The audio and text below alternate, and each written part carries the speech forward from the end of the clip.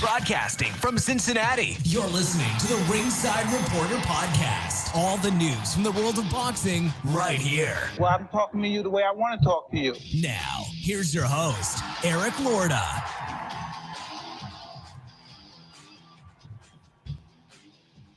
And we are live. Welcome to the Ringside Reporter show, where we talk about the latest boxing news. If it's related to boxing, we're going to talk about it right here. My name is Eric Lorto, and I'm here with my co-host, Joe Habib. We got a great show for you today. If you want to call in, 323-870-3857. And tonight, we're going to talk about Terence Crawford and Glovegate. Beeb was talking about that a little bit yesterday. We're going to go into detail on it today. But first, we're going to get started with ESPN. This was like, what, Tuesday, Beeb? Yeah, Tuesday. Naoya Inoue versus Paul Butler for the undisputed bantamweight championship. Inoue wins by KO over Paul Butler. This fight was all Inoue from start to finish, man. Every round, Beeb, here looked the same. You know, Butler was happy to play defense for most of the fight. He offered up very little offense. But that being said, Inoue is constantly throwing combinations and landing.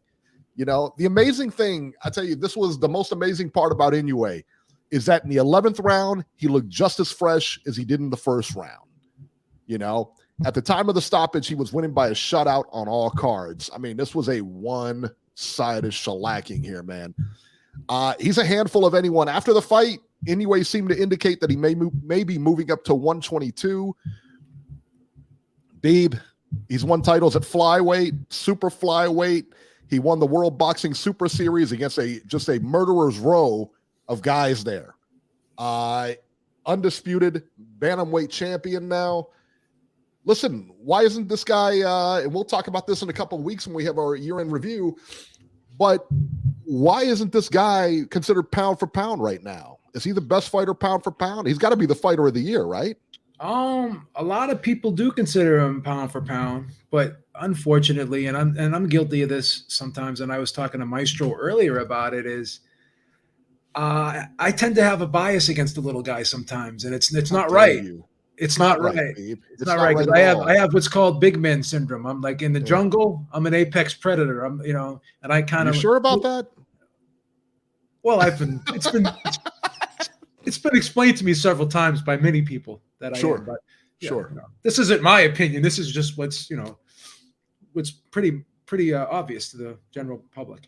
But yeah, so because of that, I think a lot of people tend to overlook the little guys, and it's unfair. But you mentioned something, and I kind of want to expand on what you said. You said that he looked just as fresh in the 11th round as he did in the first. Yeah. And I believe a big reason for that is because he's such an efficient fighter. You know, when I say that, I mean not a lot of wasted motion in anything he does, right? The punches are thrown, for the most part, he's not winging them. He's not loading up with them. He's just very fluid. He's very precise. He's very accurate. He knows how to open his opponent up. And I was thinking of this today because I went back and actually watched the fight while I was on the treadmill today at the gym. And I'm looking how he's breaking his opponent down. And I always go back to this statement that Virgil Hunter made when he was describing Andre Ward. And he said, he just processes things quicker than other fighters. And you know, we use the word coordination, and a lot of times when we say coordinated, a guy's coordinated, for the most part, most people think that when we say someone's coordinated, we're just saying that they're not clumsy in what they do. They're not awkward. They're not clumsy. They're not, they're not tripping over themselves, right? Right. But when you really look deeper into coordination, what it really is having that mind muscle connection. Meaning when you see something, right? Whatever you're doing, whether you're playing a sport and you see an opening, right? Having that mind muscle connection means how fast can you react to that opening and act on it, right? And when you look at Inoue, it reminds me of that movie RoboCop. Remember RoboCop when he was like being, he was hunting those criminals, and he had that infrared vision, and he's looking at the criminal, and he's like, analyze, and he's just looking at them, and he can automatically analyze what type of threat they were, where the weak points are, in them, and automatically he can just analyze that and dissect them, and he can attack them based off of the information that infrared vision was giving you. And that reminds me of Inoue. Like, you just look at him, and the way he just picks people apart, the way he just breaks them down, the way he's just so instinctive at creating these openings and seeing these little openings and reacting so quickly to a mistake his opponent makes. And it may be just such a minimal mistake. He may have just such a small opening, but because he's so efficient and proficient at just being able to act on those mistakes, whether they're big or small, it's amazing, right? And a lot of people are giving Paul Butler a lot of stick, saying he was in there just to survive. But once again, an old analogy that I make all the time. It's like when you keep touching that hot stove, after a while, when you're getting burnt, you don't want to do it anymore, right? You become apprehensive and tense, and you're wary of doing it.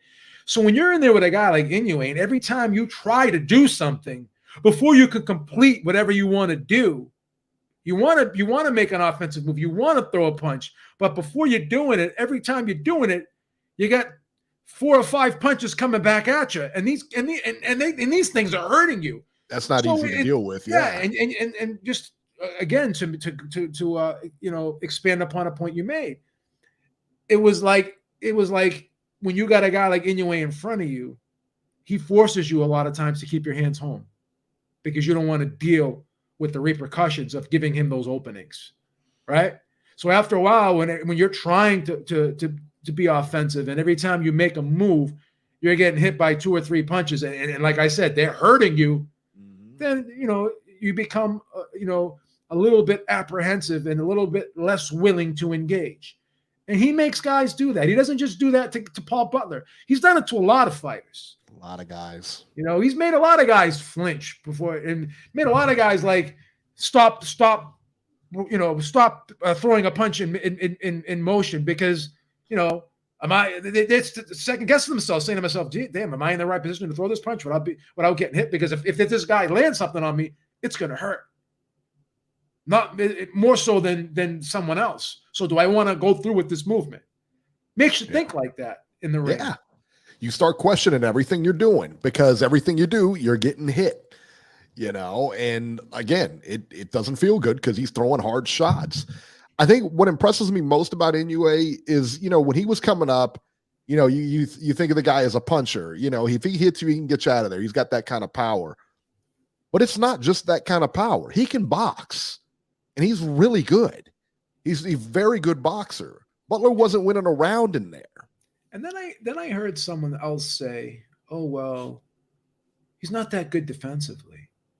And again, I'm not a big punch stat guy, but let's take a look at the one fight that supposedly he struggled in that Donaire fight, right?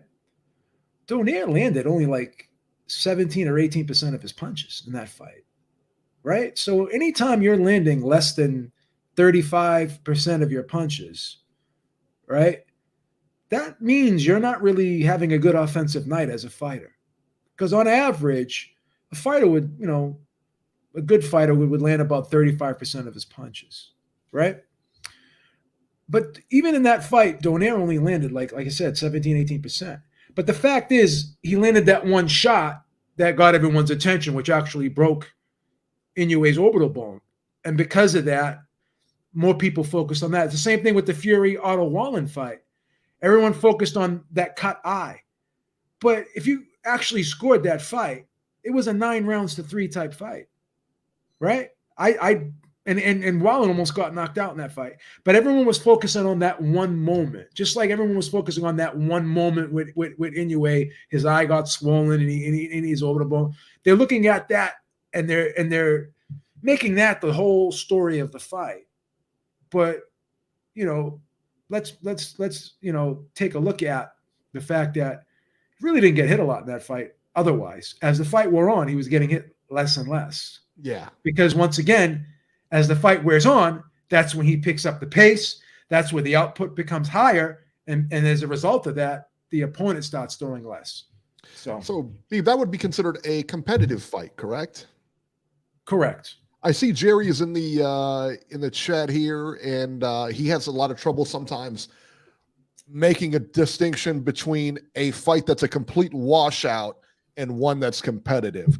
So, Jerry, that's a good example of a competitive fight would be Nonito Donaire and Inoue #1, not #2, because #2 was a knockout, see? So that wasn't competitive. But that first Inoue fight, that would have been competitive.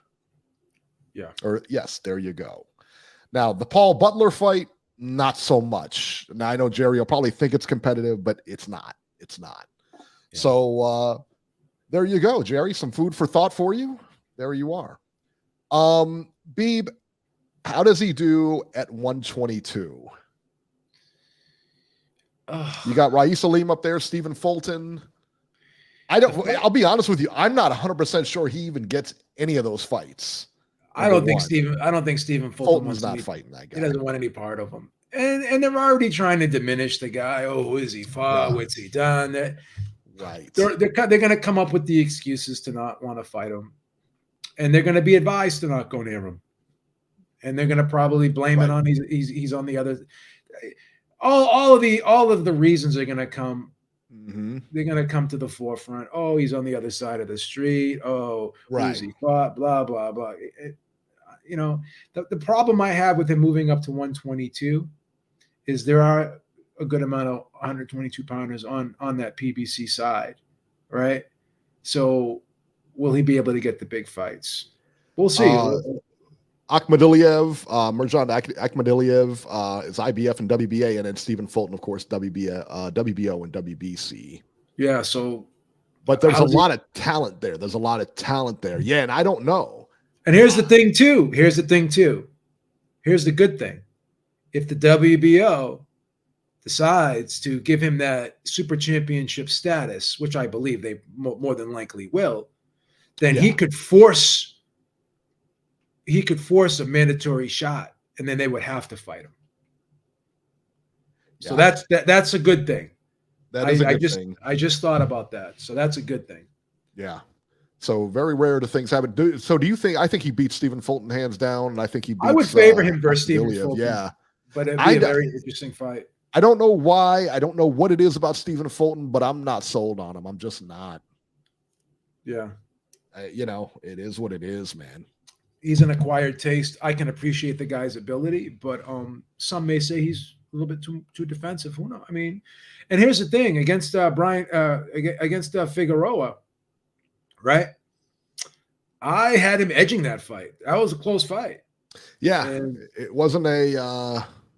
He had wasn't problems. A walkover. He had problems dealing with Figueroa on the inside.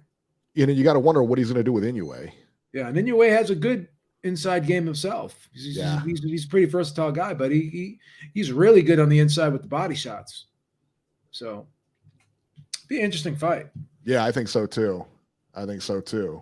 All right, let's talk about the Showtime one. Michael Rivera versus Frank Martin. Lightweights, Frank Martin wins a unanimous decision here. 120, 107, 117, 110, and 118, 109. The Showtime card wasn't that great, but let me ask you about Frank Martin here. Is he the real deal here? It's another situation with Frank Martin as well. And I get criticized for doing this a lot. Because sometimes you just look at a guy and you can say to yourself, this guy's got it. But then the argument will be, well, look who he's in there with. And you can say that, but then you have to also say, my counter argument to that is, well, yeah, but look what he did to the person he was in there with. And then I always say, a lot of times when you're watching a guy fight, you're not picturing him in there with the guy he's fighting, but you're picturing him in there with the upper echelon, like the Tank Davises, the Ryan Garcias, and what have you, at 135, and the Devin Haney's. And the things he was doing in there with Rivera, the subtle movement, right? Just turning him, the way he's able to make those subtle movements and position himself to set up his shots and not be in the line of fire for counters, right? Once again, putting yourself in a offensive position while being able to also transition quickly back into a defensive position as well. So just the subtle movements and just the quick transition, right? Making himself a compact target on the inside. You know what? There's another analogy I use when you talk about, basketball players, guys who are set shooters versus guys who can stop and pop. They can shoot off the dribble and they can stop, pop off and do a jump shot, right? The set shooter needs to have his feet set. A lot of times he needs that pick, has to gather himself, right? But the stop and pop guy can move and set himself quickly and get that shot off quick. That's Frank Martin. He can stop and pop. He can move, set, and punch. And before you can return fire, he's out of there. Yeah, he's out of there. So that type of style that he possesses, honestly, and I'm going to be accused of jumping the gun here, I think he's a player at 135 because of that. Really? Okay. And he's got some pop too. All right. And he's got some pop too. I think he's a player. Wow. All right. Player. Yeah, I'm impressed with the guy. Good. And again, you're jumping on the bandwagon too quick. I mean, that's Rivera. That's not Tank. Again, but he's got the way he fights. It's going to be a problem. That movement, being being able to transition that quickly, being so defensively responsible, just being the way he outmaneuvered Rivera. And then people kept saying, well, why is Rivera? He's doing the same thing all the time. He can't get his foot on the outside. Because when you got a guy who is constantly changing the look, constantly making you reset, after a while, it's just like a cat and mouse game, right? And you can't catch up to him. So it looks like you're being repetitious because he's not allowing you to do what you want to do, right? And it's easy looking on the outside. Why didn't he just do this? Why didn't he just do that? Because, again, Frank Martin has incredible footwork. Incredible footwork. That's the first thing I look at when I'm looking at a fighter is his footwork. That's the first thing that's which we always look at. You know what I mean? It's just that's how you determine a good fighter is you look at his feet. You look at the way he moves because that's where everything sets up. That's where everything sets up, man. Exactly. So let's talk about Uzcategui and Vladimir Shishkin. Shishkin wins a unanimous decision over Uzcategui.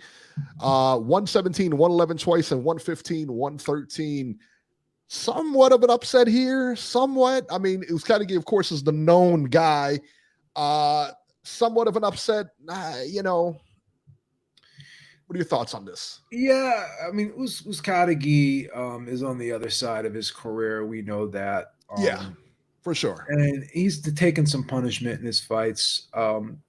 Caleb Plant knocked him down a few times. I just don't see Uzcategui being a threat to anyone at the top. Unfortunately, and I hate to say this, and I hate to use this word, he may be a gatekeeper at this point. I could see that being the case. I could see him being put in that role moving forward. Now, again, I don't have any problem with the guy making money, but at some point you're going to have to look and see, is it the type of money I'm making, is it worth the type of punishment that I'm taking? So he may be close to that point. I'm not saying he's there yet, but it's something that they may want to look at. If you're in his inner circle, that's something you may want to look at. I think that's why, it's important to surround yourself with people who are going to tell you the truth. Because what I'm starting to see now is he was never the fastest guy in the world, right? But his reflexes are starting to slip. Those are always the first things to go. Yeah. Those those reflexes. And you can see the punches coming. You can't get out of the way. Yeah. So those reflexes are starting to slip. Or you see the opening and you just can't pull that trigger. Can't pull that trigger, man. Yayo says is Uscategui another Alfredo Angulo. Very similar. Very similar. That's actually an excellent comparison. Yeah. Okay, so Reese Mack says, so what adjustment would Beeb give to Rivera that his corner wasn't giving him? Well, once again, I don't know that you could give it. I mean, in that situation, you know what I tell somebody if I'm Rivera, you got to make this ugly. You got to start being physical. You got to start hitting shoulders. You got to, when you get close, you got to stop bumping. You got to try to knock this guy off rhythm. You got to muck it up. Actually, you got to make it a real ugly fight. You got to probably, when you get close, you got to grab him. You got to kind of push him back, walk him into a corner, release the clinch. You got to take put him in a confined area where he's not able to maneuver the way he wants to. Yes. Because he's going to sit there and step around you and turn you all night. And the only way you can prevent that, speed is like the way you deal with speed is it's like a fire. When you don't put a blanket on it, it spreads fast.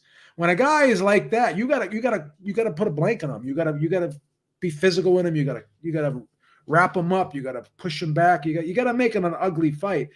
And that would have been his only chance. And even that may not have worked. But if you ask me what I would have told him to do, that's what I would have told him to do. Yeah, I mean, I couldn't agree more. I mean, you got to muck it up. You got to muck it up. Sometimes that's all you can do, and some guys aren't accustomed to fighting like that. Like that's the thing too. This is the one advantage that Fury has over Joshua. Yeah, like Fury can muck up a fight. Oh, for sure he can. He's done it several times. He could fight physical. He could make it a grappling match if he wants to. He could get a little grimy in there when he wants to. Joshua's not that guy. And that's why, Chisora can do the same thing. And that's why Chisora had more success against Usyk than Joshua did, because we say this time and time again, and I know it's cliche, but it's a salient point. Styles do make fights. Yeah. And what Chisora did to Usyk, Fury can do that times 10. Yes. Yeah. Times 10. And not to change the subject, I don't want to take this to another, go down another rabbit hole, but I don't think that fight is going to be as difficult as people think.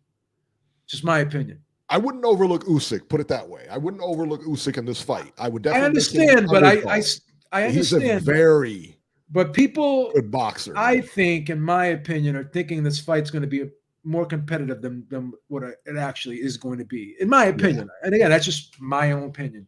But I'm a Tyson Fury homer. But taking that out of the equation, I am giving an objective opinion here. Since we're down this rabbit hole, did you hear what Fury said? He said that he thought that Joe Joyce is the toughest fight in the heavyweight division. He may be right. I think he is right. He may be right. I've been singing Joe Joyce's praises from the word go. Here's the thing, man. When you say tougher fight, it can mean a lot of things.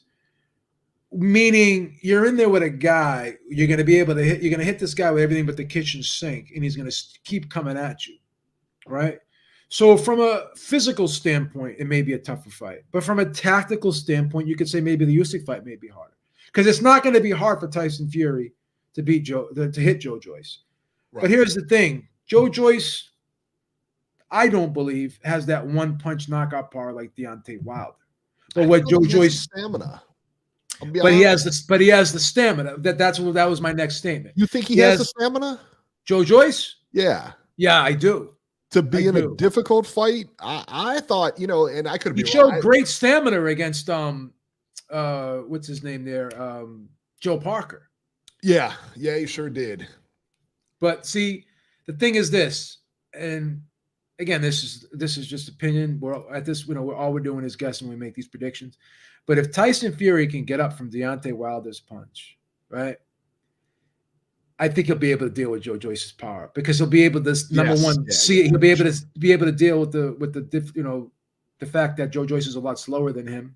He's also a lot slower than Deontay Wilder. Deontay Wilder doesn't get credit for how quick he is on his feet, in my opinion. Again, Deontay Wilder is never going to be considered Sugar Ray Leonard or Sugar Ray Robinson, but I do think he's a lot better boxer than people give him credit for. Once again, my opinion, you feel free to disagree or not. But Deontay Wilder, I think, is quick.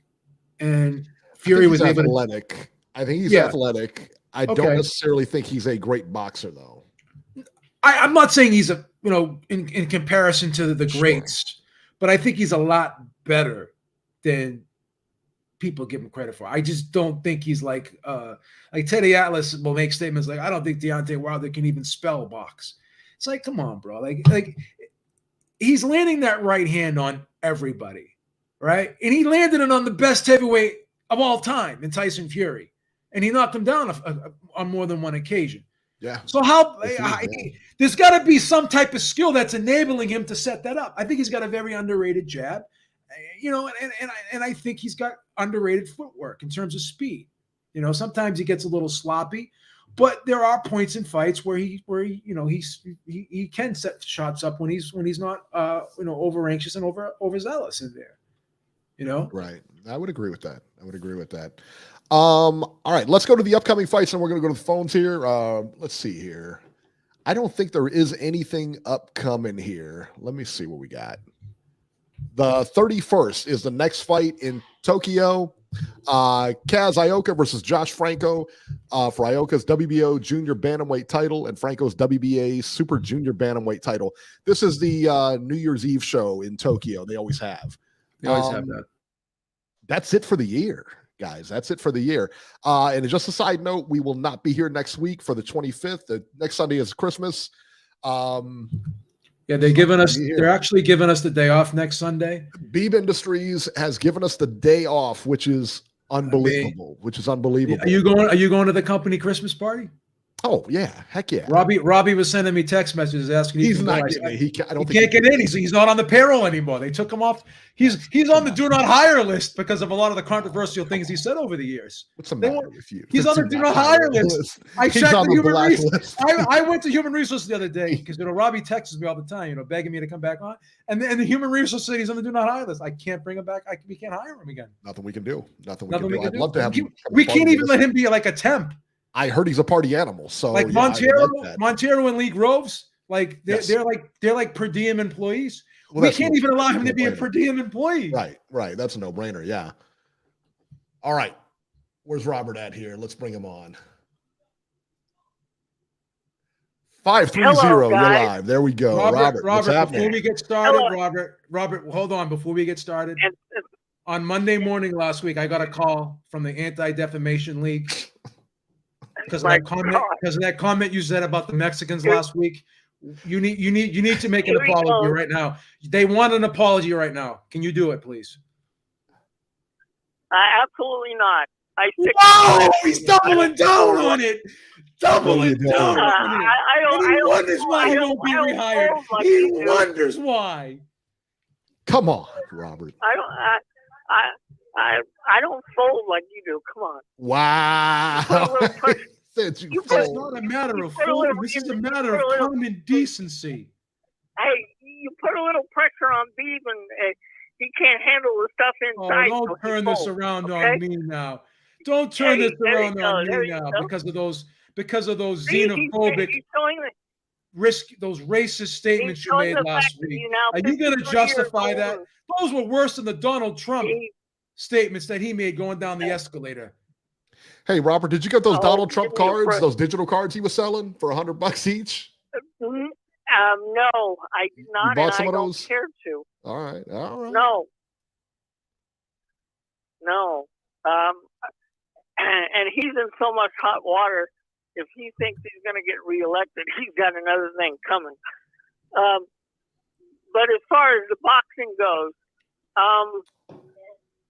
I like what I saw from Frank Martin. And, after the fight was over with, he actually indicated that he would like to fight Rolly Romero. I think that would be That's a good fight. Yeah, I like Rolly Romero a lot, man. Yeah. He was giving Tank work before he got knocked out. Yeah. But I kind of feel bad for any of those guys at 135 that's on the PBC side, because most of the talent that you want to fight is over on the ESPN Top Rank side. So I don't know how they're going to make quality fights for some of these guys. I don't know. Well, that's what we were saying. I don't know. What did you think of Inoue? The monster always puts on a good performance, but I kind of feel bad for him too. I think he's going to do the right thing, moving to 122, but I think he's going to have the same issues. Is he going to be able to fight the people that he wants? Do you think Paul Butler should retire? No, he was just outclassed. I mean, let's face it, the only person that gave Inoue a decent fight in recent years was the first time that Donaire fought him. Most of his opponents, Eric, as you well know, he pretty much dominates and destroys whenever he feels like it.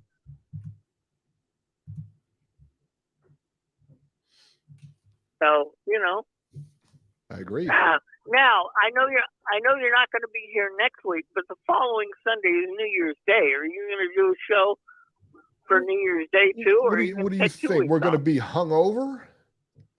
Of course we're going to do. Me and Beeb are straight guys here. I mean, we celebrate New Year's Eve. That's the actual holiday over here at Beeb Industries. Over at Beeb Industries, they have a nice holiday party on New Year's Eve as well as on Christmas.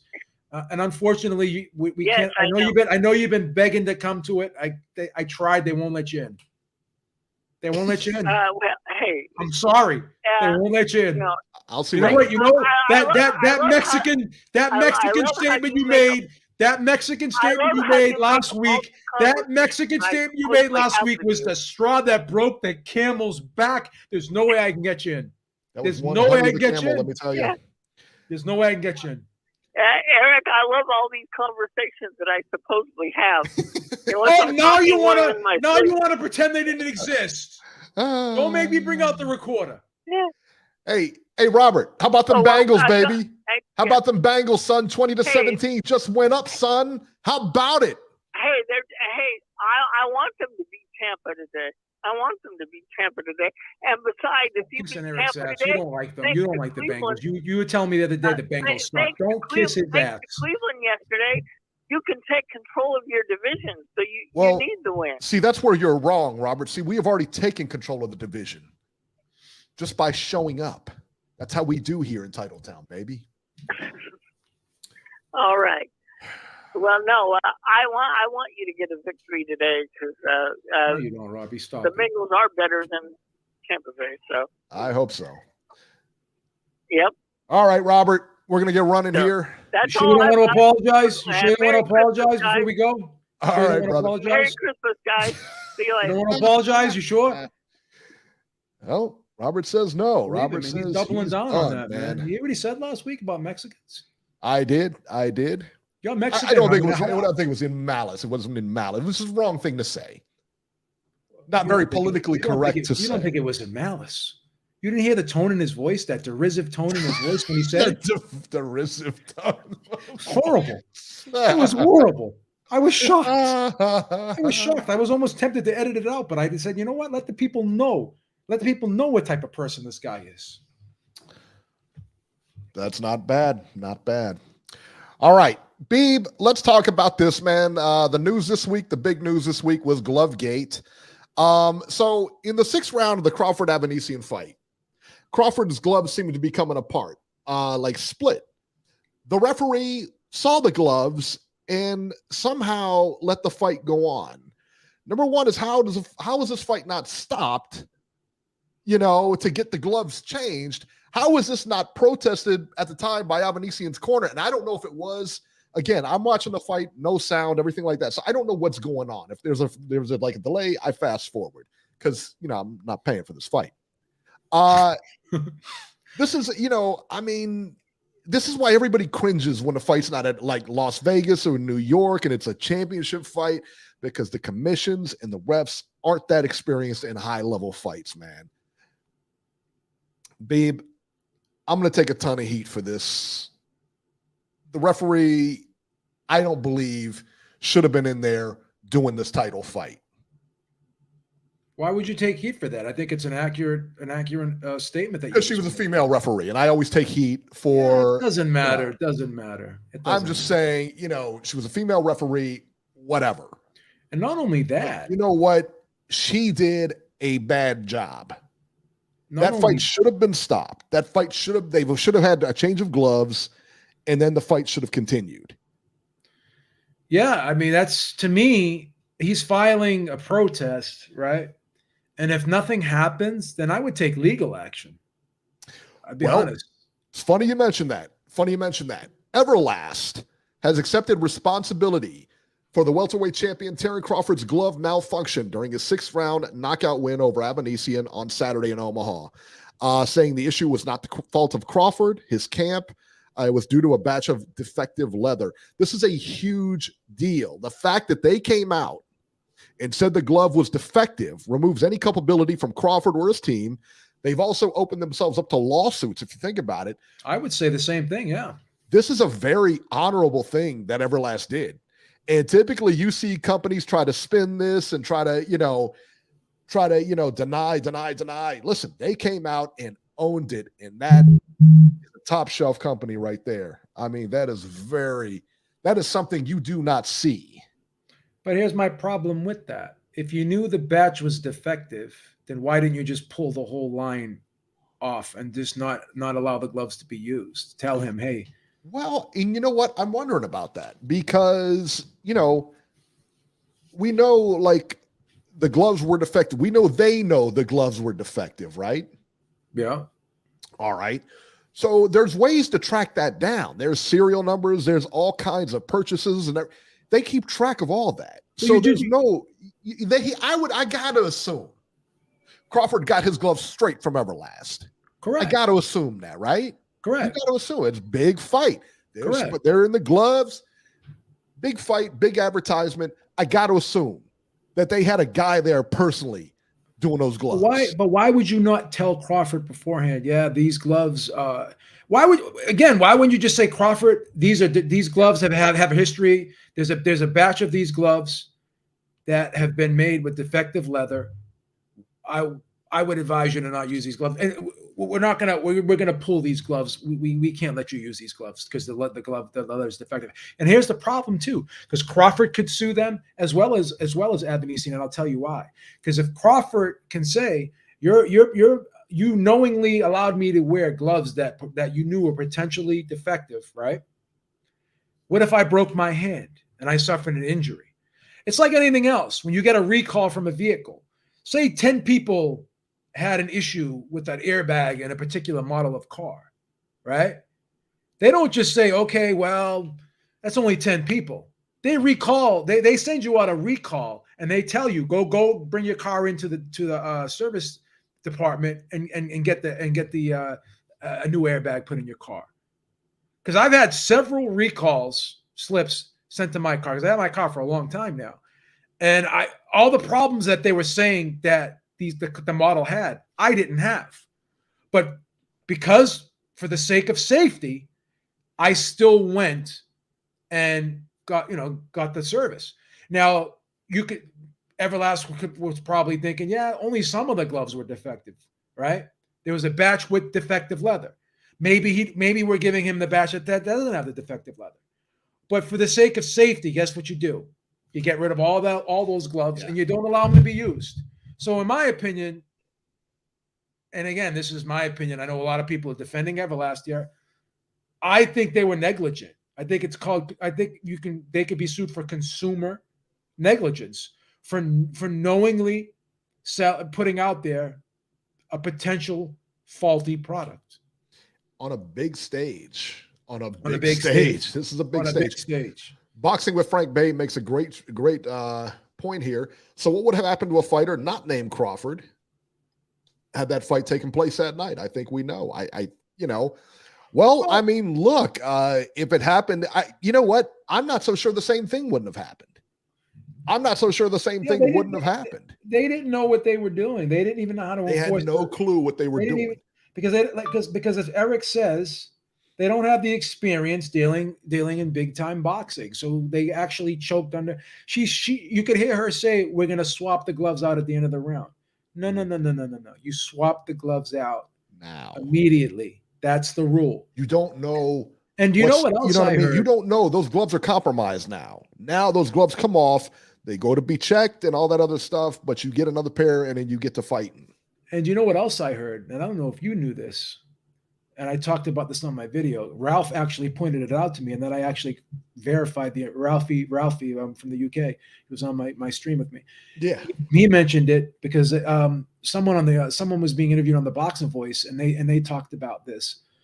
That was actually the backup pair that Crawford wore into the ring because there was some sort of issue with the original pair, because you know how they picked two pairs. Yeah. So he went into the ring with the backup pair. So that in itself told you that there was that potentially there was something wrong with the gloves. And I believe he picked two of the same model. So if there was something wrong with the original model, and then you go and use the backup pair of that same model, then right then and there, that's an issue. So. Yeah, that's a big issue, man. Larry Liston said, Bud is a cheater, had nothing to do with Everlast. They are just covering up for him. Face the facts. That's bullshit. That's Larry. Bullshit. Come on, Larry, bro. my friend. Come on, bro. man. No. Stop. Come on. Think about this. So if Everlast came out, opens himself up to lawsuits because they like Terence Crawford? Really? Well, here's another theory that I have, being the conspiracy theorist I am. They probably came out with that because they wanted to protect themselves from maybe being sued by Terence Crawford for having him use faulty gloves too. Maybe they're trying to soften the blow. They're not out of the woods. Everlast doesn't have anything to do with anything. Okay, yeah. Whether Crawford wins or loses, nobody cares. All right, as long as their gloves are on TV and being used by pro fighters to promote this stuff, that's all they care about. For them to come out and say, my fault. This was our thing. The way it split, this was they're opening themselves up to lawsuits. Absolutely did. But let me tell you what, they did the right thing. They did the right thing. Yeah, in that respect, yes, they did. They owned up to it. But in the same token, they did the wrong thing by not pulling those gloves, in my opinion. Yeah. Larry Liston said, I'm not a conspiracy theorist. I just listened to what Avanesian said. Go read their quotes. I don't want to read their quotes. I did read their quotes. They're not blaming Crawford.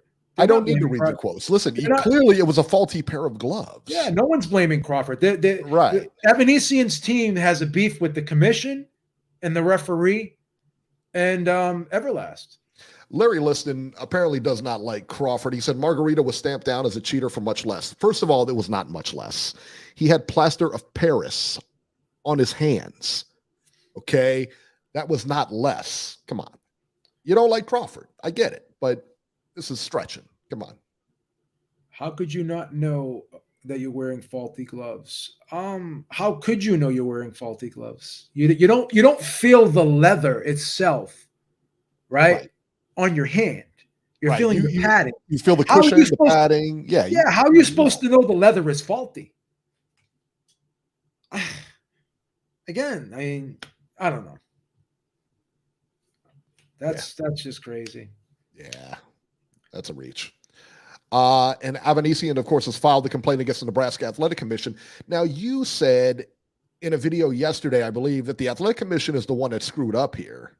I believe so, yeah. They screwed up. They didn't follow the rules. So does it get turned? I mean, so this could be turned into a no contest, right?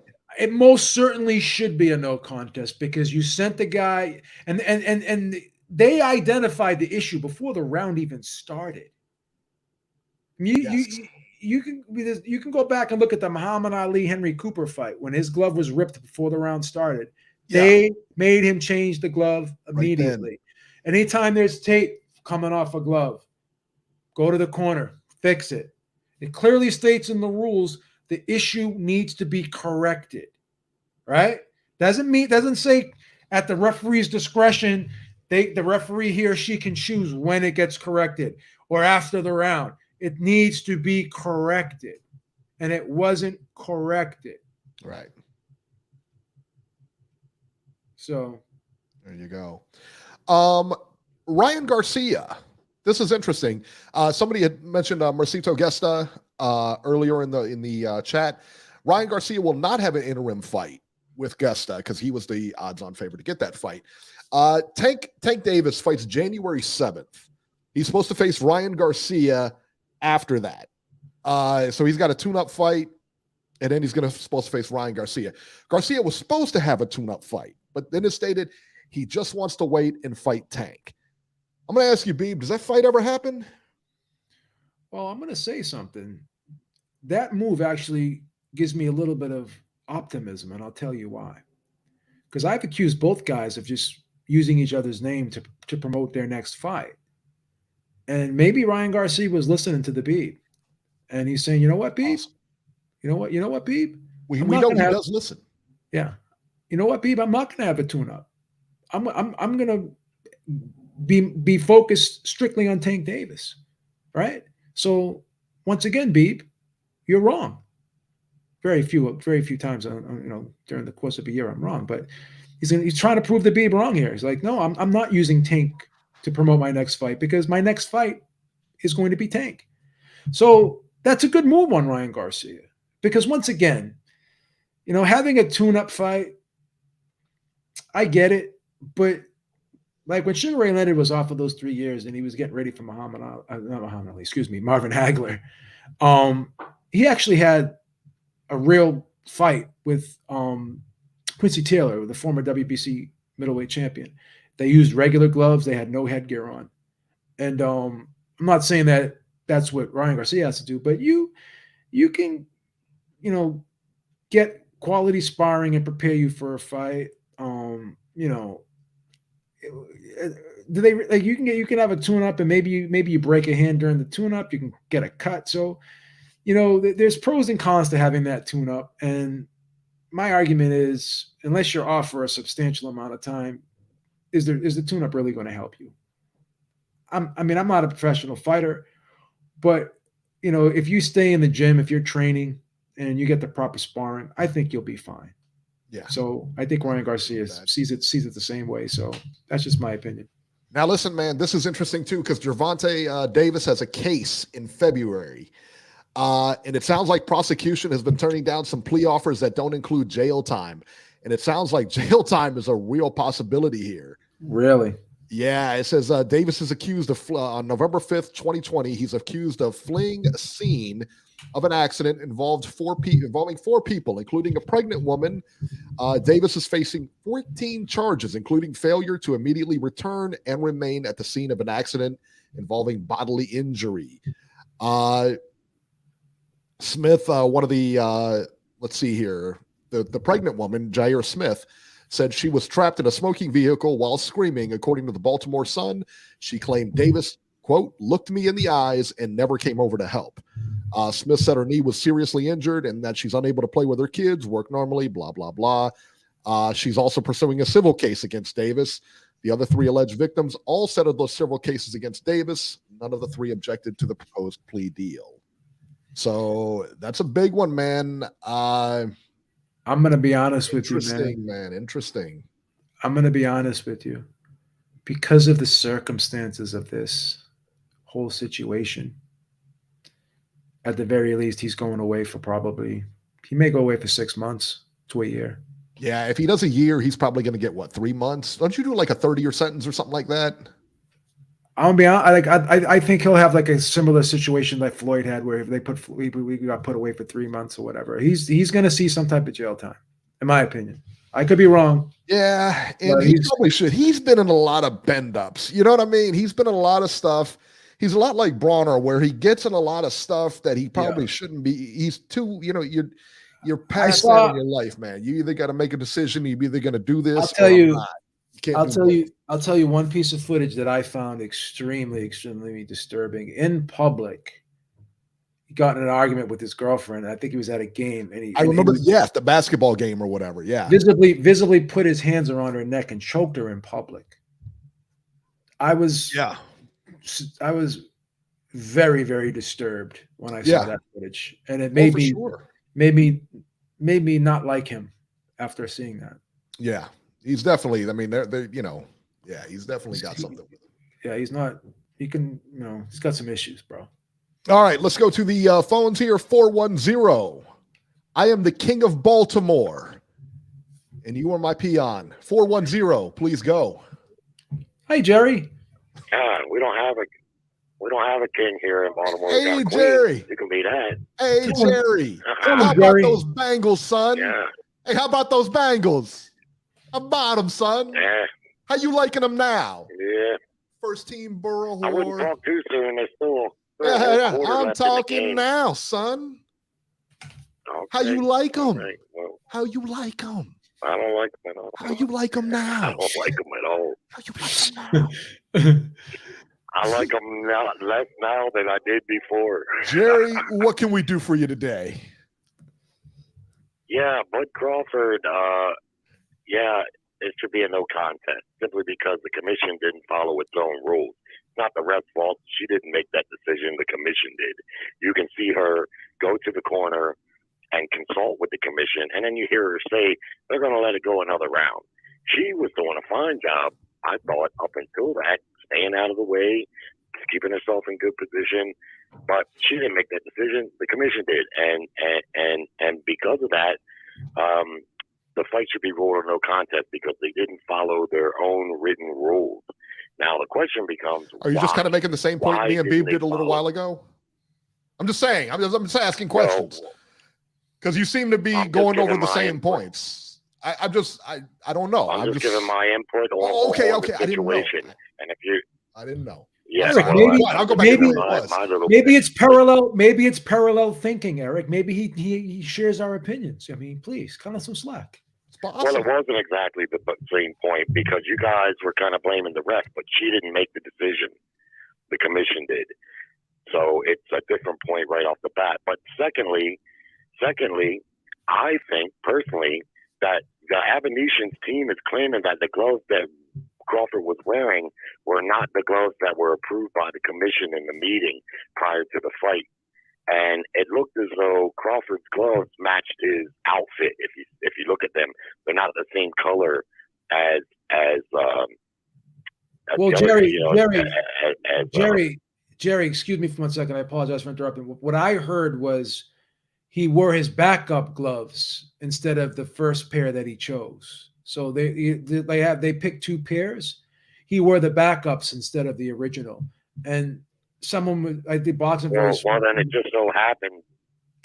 Well, so happened then the backup glove perfectly matched his outfit. You see, and a lot of times these fighters are very vain like that. Yeah, you can have two gloves the same colors. They make them in all different colors. But from what I typically custom gloves, From what I understand, both pairs were the same glove, but they were just. Yeah, I don't think that's Well, I don't know. I don't know about all that. All I know is that his gloves were a different color. His gloves matched his outfit, and typically they were custom gloves, Gary. Same gloves. They were custom gloves. They were both pairs were custom gloves. That lends more. God damn. Okay, I got it. They were custom gloves. Let me get off what I'm trying to say. It seems like you're like you find it incredulous. You find it incredulous that his gloves match his outfit, which happens all the time in the sport of boxing, where guys wear custom gloves that match their outfit. Like this is the first time you've seen that. But go ahead. I'm sorry. Yeah, no shit. The first time we've seen it. Here's what you like to do, and in order to keep your show interesting, you like to make adversary of the callers. So that's how you guys yeah. I wake up in the morning planning on how I'm going to crack You can't even. I got a script. I got a script. I go off. Contradicting.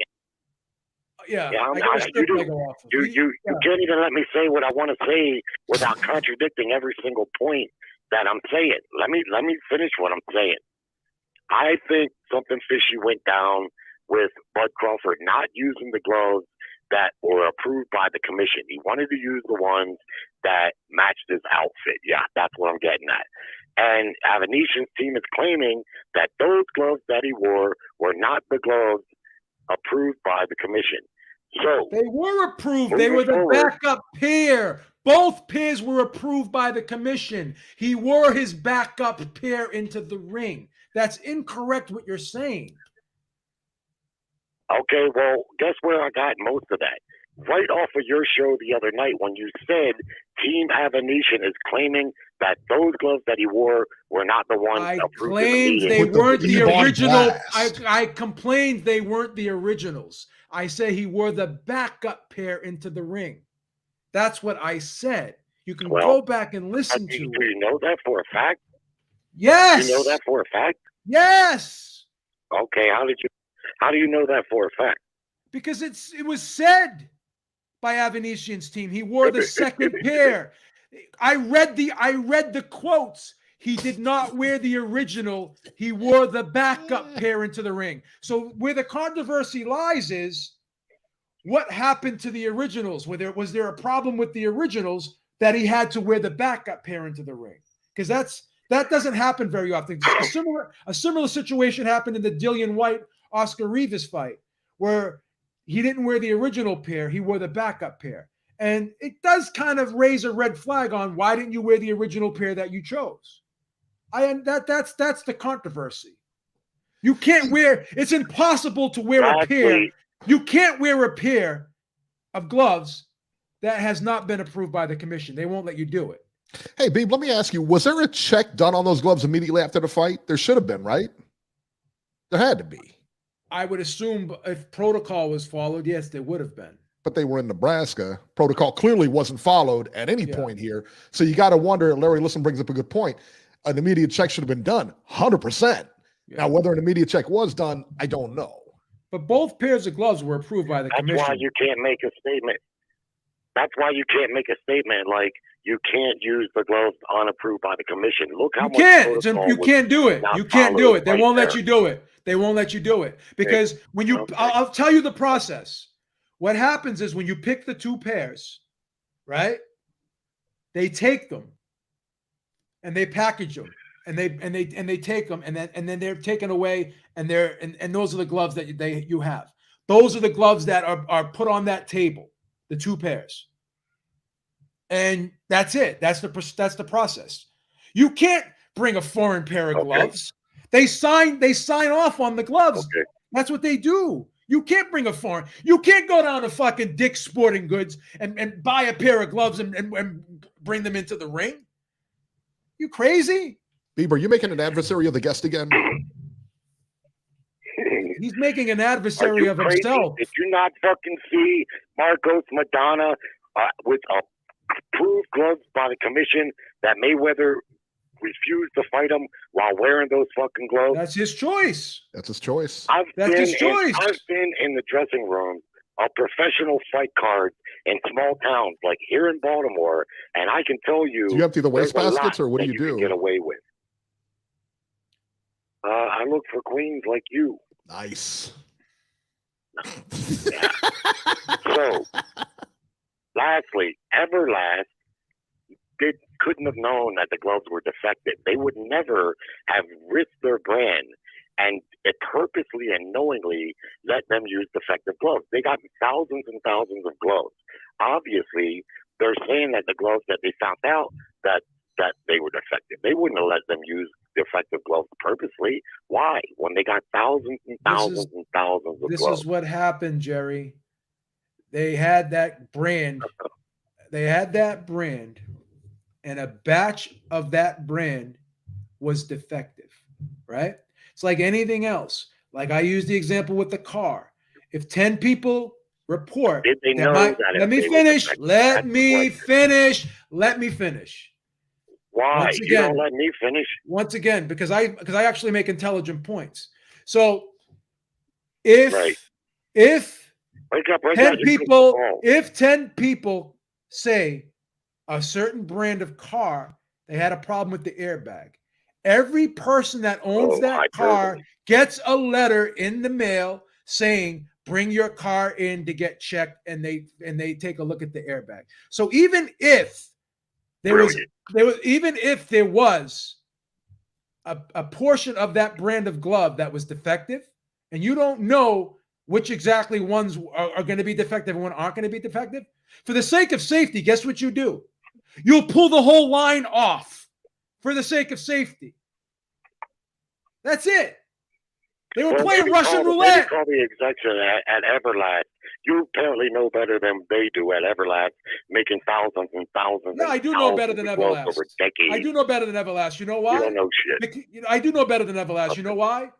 Because if you're a reputable company, guess what? You pull the line. What? You pull the line off. You don't roll the dice and gamble. Oh, this may be the good pair. This may be the good pair. This may be the bad pair. And again, here's the thing, brother. If his original pair weren't used, then possibly something was wrong with those pair, right? So right then and there, you know that that there's a problem with the brand. It's common sense. It's pretty scary. You don't know shit. That's pretty, what it is. It's pretty scary. It's pretty scary. It's pretty scary. You're laughing at that. It's pretty scary. It's pretty scary that you're laughing at that. It's pretty scary. You know what? Hey, guys, real quick. Annalie Jaramillo brings up a perfect point. He says maybe Everlast is using cheaper material nowadays. The Everlast gloves suck. They're pieces of shit. That's why you can buy them at Walmart now. How dare you? Their gloves fucking suck. That's why when the last time Deontay Wilder wore their fucking MX gloves, what happened? What happened? He broke his fucking hand. People don't even use fighters don't even use Everlast gloves as much as they used to anymore. I got Cleto Reyes. I got practice gloves. I got practice Cleto and practice Everlast. I had a pair of Everlast gloves, Cletos. and they fucking broke right in the center. The padding came out. They suck. The Reyes gloves are nice, man. They are the best gloves I've ever had. Everlast gloves suck, bro. I don't give a fuck if they've been around for 100 years. Right now, their gloves suck because they use shit materials right now. That's why they break. Well, that's not very friendly. Well, when you say they break, when have you ever seen another prize fight, professional fight, where gloves that broke? The Ali Muhammad Ali's gloves fucking were cut open. I think they were cut open. I don't think they broke. I think they cut them open. Well, one thing's for sure, they typically, no manufacturers, the gloves typically don't break. 40 plus years, I think I've seen it one other time. I'll agree with that. I'll agree with that. It doesn't happen often. It doesn't happen often. I'll agree with that. For everybody, it's a bad look for everybody, but to me, the commission looked worse because they didn't follow the protocol, and surely there were other gloves. They should have just stopped the action, just like they do even when a little tape comes loose. They stop it right away just for the tape. These gloves were busted. They were clearly busted, and then he gets the KO right after the round where it's determined that they were busted. I thought he was going to whip that guy anyway. People were trying to make a bigger deal out of Habanesian. He's not a bad fighter. He's not a bum, but Bud Crawford was going to do that to him anyway. It's bad luck, I think, for Bud Crawford if he didn't pull any voodoo with the gloves. And that's what, where they'd have to investigate. But you know as well as I do, 9 times out of 10, this type of shit doesn't add up to nothing. Because if they come back and they claim it was a no contest due to not following their own protocol, probably going to leave them open for lawsuit. I think they will. I think they have no choice but to bring it back to a no contest. I think it's a no contest. Well, you'd be surprised, man. And there's those little commissions like that. And boxing is very corrupt. And again, it's a lot of money on the line. If they admit that they didn't follow their own protocol, again, they make themselves subject for a lawsuit. Yeah, but I don't think that, you know what? If it was like UFC and there's a win bonus, I don't think there was a win bonus in this case. I think the contract was just a contract. So Habanesian isn't going to get a rematch out of this. You know what I mean? He'll get the loss taken off his record.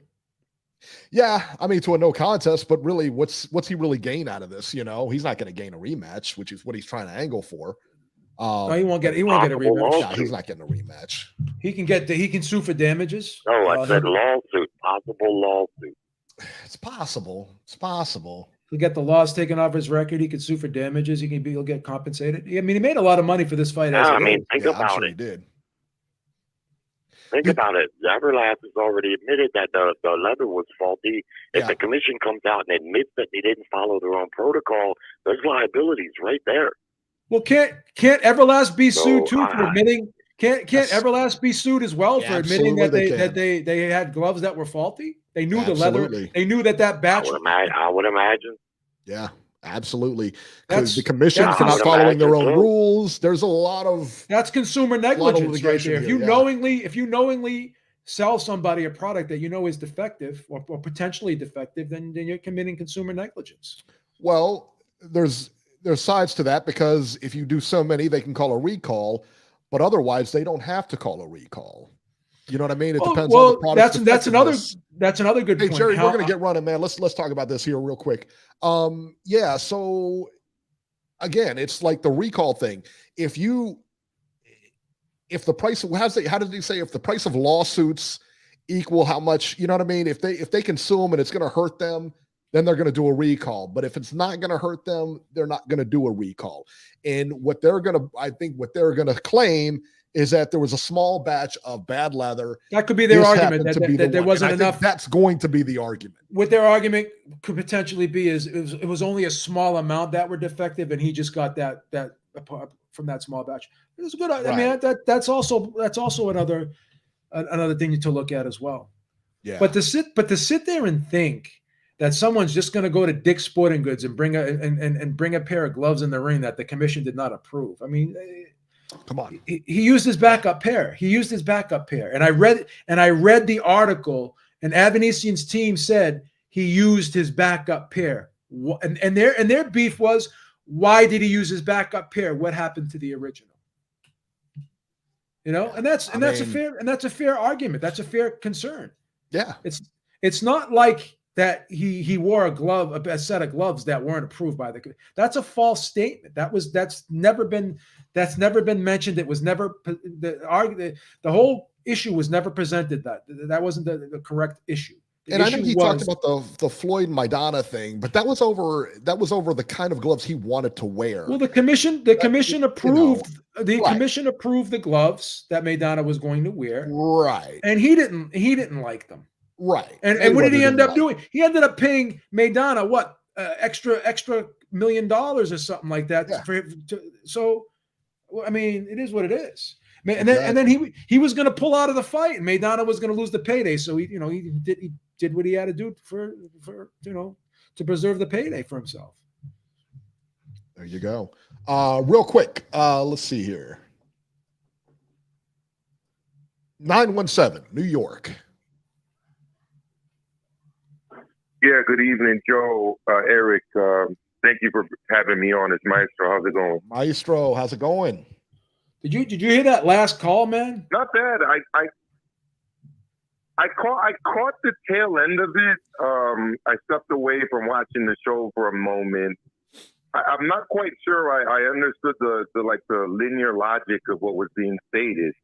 But I'm sure it's not too dissimilar from what I've been hearing from other people. When we did summarize it for me, I'd appreciate it. When we did the show yesterday, right?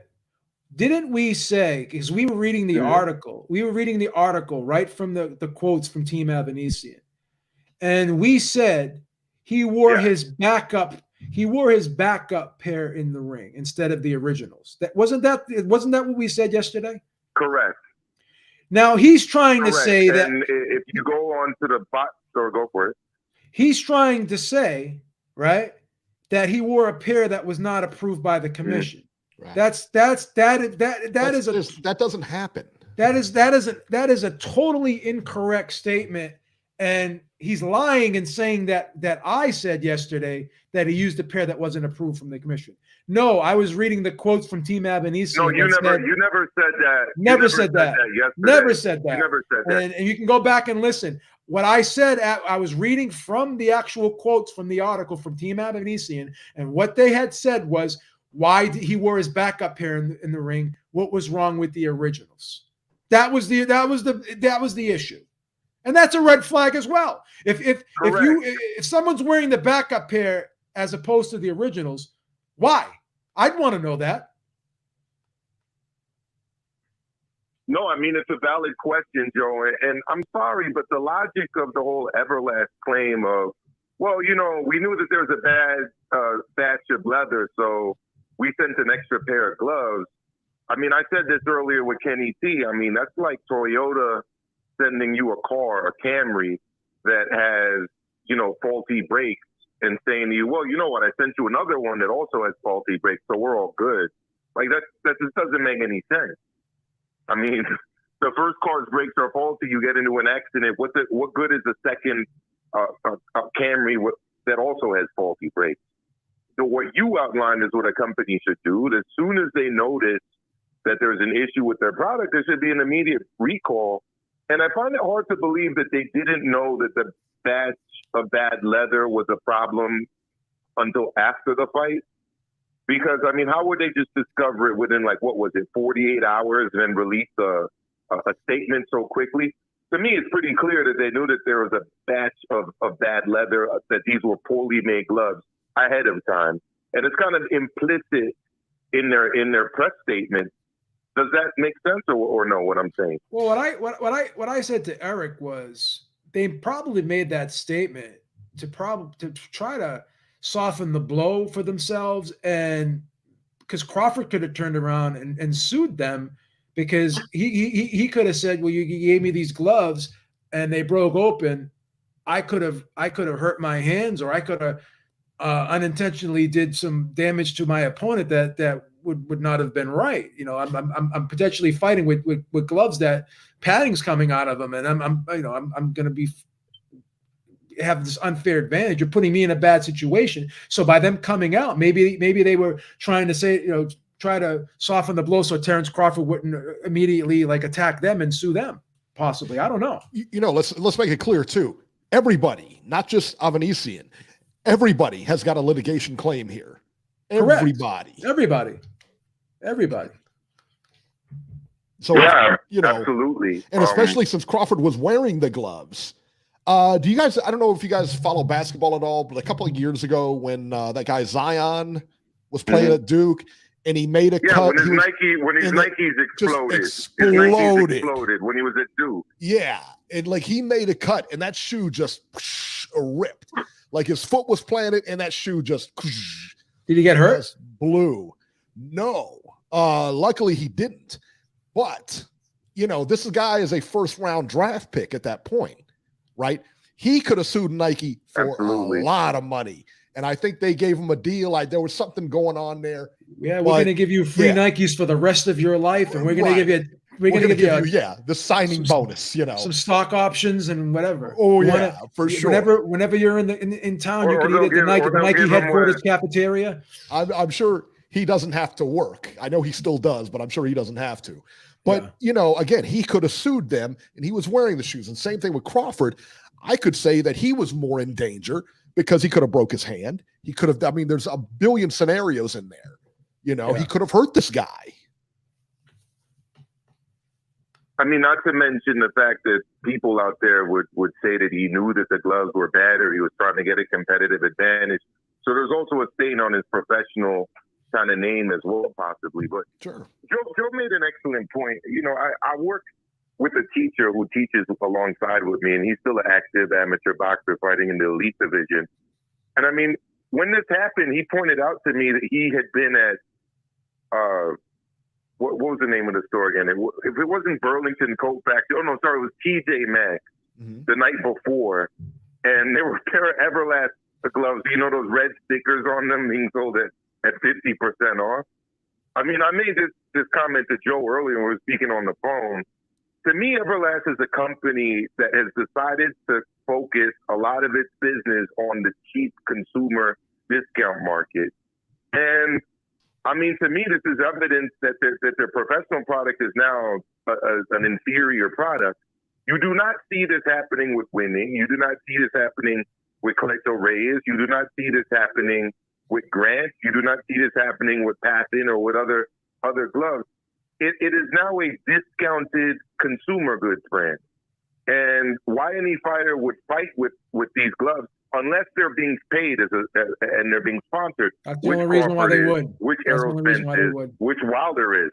It's the only reason you select Everlast, no, Joe? A lot of fighters don't use Otherwise, Everlast they're anymore. selecting It's, Rival or some other company. Well, Everlast tried to make those Everlast MX gloves, and they try to market those as like the Reyes, their version of like the Reyes gloves, you know. Yeah, and then Deontay broke his hand, Eric, and then Deontay broke his hand wearing those. Right. a lot of fighters. There's more and more fighters not using Everlast gloves anymore. Everlast is not as popular as it once was. Jerry's coming on. Oh, Everlast this, Everlast, dude. That they're not the glove that they once were back. Like they were one of the first gloves, but as technology has gotten better, more and more fighters have gotten away and moved away from using Everlast gloves. That's why you have so many different companies out there. So that's why a big reason why they're going to the consumer market is because they're losing now in the boxing market. So they have to do that now. And I agree with you. They've focused more on that. And they're just not the glove that they were made out to be. I'm not a fan of their gloves. I'm not a fan of their gloves. Every time I bought a pair of their gloves, no. I've never gotten a lot of life out of them. I'd buy their bag gloves back in the day, and in 6 months they'd be like shit. You know, the practice gloves. Sam, I got my kids using Everlast gloves, and they're peeling like crazy. Yeah, that's what happens to them. That is what happens. Always peel. They're shit leather, bro. Right on the punch. You know what I mean? Right on that knuckle portion. Right where the fist portion right where the knuckle is, Eric. Right where the knuckle is, it peels. Yep. I remember I used to throw them in my gym bag, Eric, and I'd have all these little red. I used to throw them in my gym bag, right? When I used to go to the gym, and I'd have all these little red peely things in my fucking gym bag, and I'm like, what the fuck is this shit? And then I look at my glove, and like my glove is like gray. It's gray where the red was supposed to be. This fucking kid, Everlast has been around, and they know what they don't know what they're doing. They make sure. I always like Reyes gloves. I never tried the winning gloves. I got the winning headgear, but I've never tried the winning gloves. I've always wanted to try those, but I do like the Reyes gloves. I used to like Ringside. Ringside products are pretty decent. Ringsides are very good. Yeah, they are very good. Dana Rosenblatt. Does Ringside make their own gloves, or do they farm that out and just put the stamp on it? Just like Title Boxing. Title Boxing's another one that they'll make, I don't know if they farm them or what. I think it's what you just said. Yeah, that's what I'm wondering. I think it's what you just said. But I used to wear the Ringside. A couple things before I got in. Go ahead.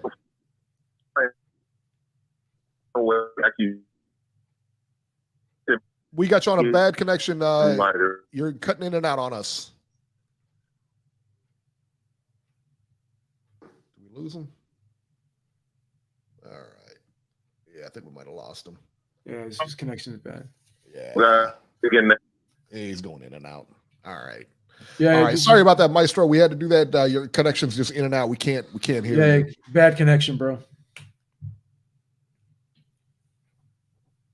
Yeah, so there you go. Bengals gonna win this game, baby. Beeve. You're happy. Bengals, son. Burrow, son. You think they're going to make the playoffs this year? Yeah, I think so. Yeah, for sure. For sure. Think Tampa Bay is going to make the playoffs? I don't know, man. They're going to be 6-8 after this game. Yeah, I think they still have a shot. I really do. Listen, man, Brady's that guy, man. You can't ever sleep on that. You can't count him out, huh? You can't count him out. You can't. He's the guy that makes the whole team better. You know what I mean? He makes the defense better. He makes the offense better. He just makes them better. He's such a, I guess, they showed him, he said that time before the Super Bowl with Tampa Bay, the first Super Bowl, he was texting everybody, like the entire team, saying, hey, we will win this game. This is what you know what I mean? He just kept that energy. And I think the way he does things, his energy, it's infectious with the team. So, yeah, I think he's that guy. You think him and Giselle are done now? I think so too, man. She keeps calling me, and I'm like, "Look, they officially. I got stuff to do, I mean, like, I can't, You think she holidays, Do you think she was a distraction? Was she a distraction? Yeah.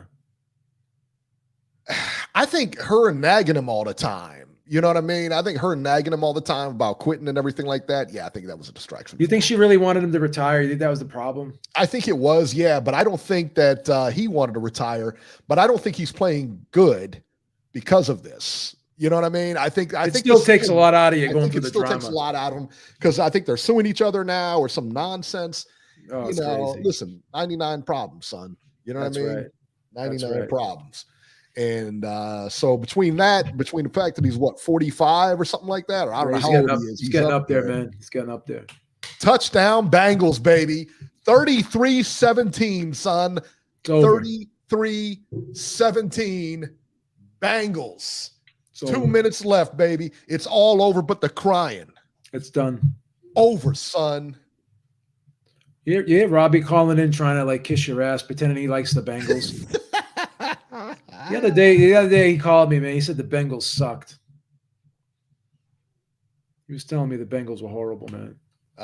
Maestro said he's in a rural area right now. Hey, listen, man, no problems there. No problems. You can call in next time. Yeah, next week. We always put you at the front of the line, my man. All right, guys. Well, listen, that is it for this edition. Now, next week, Christmas, there'll be no show.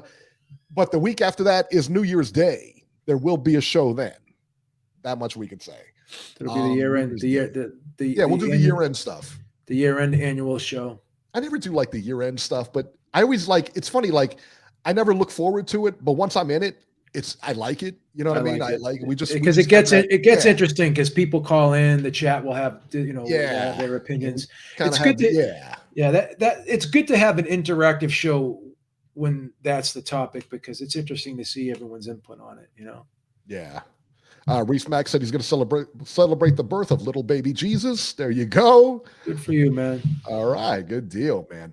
All right. If you guys want to catch Joe Habib on Twitter at JHabib1, you can catch me on Twitter. And by the way, I'm verified now at Ringside73. What do you think about that, Beeb? Huh?